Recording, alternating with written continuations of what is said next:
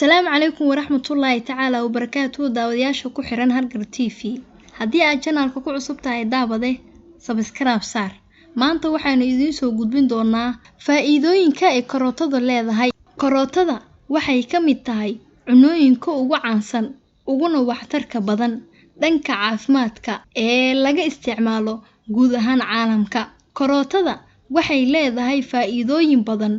oo aan ahayn kaliya in ay araga ay wax u tarto haddaba faa'iidooyinka ay leedahay karootada waxaa ka mid ah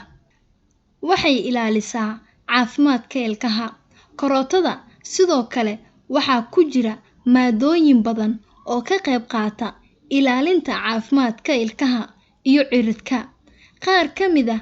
macdanta ku jira karootada waxay la dagaalamaan bakteeriyada afka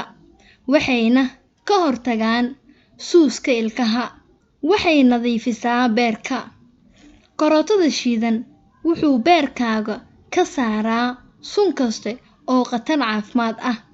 xaddiga vitamin A ee ku badan karootada wuxuu door muhiim ah ka ciyaaraa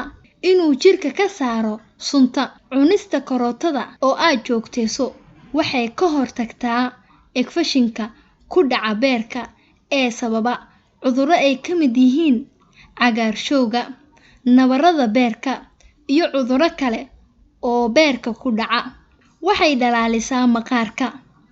iyadoo ay ugu wacan tahay vitamin A-ga iyo maadooyin kale oo ku jira karootada waxay faa'iido weyn u leedahay maqaarka jirka waxayna ka ilaalisaa maqaarka waxyeelada fallaarta cadceedda sidoo kale karootadu waxay jirka ka dhigtaa mid da'yar oo dhalaalaya waxayna ka hortagtaa finanka iyo weliba maqaarka oo laablaabma waxay caawisaa xoojisaa lafaha karootada waxaa ku jira xaddi aad u badan oo vitamin K ah kaas oo jirka ka caawinaya in uu sameeyo borotiin badan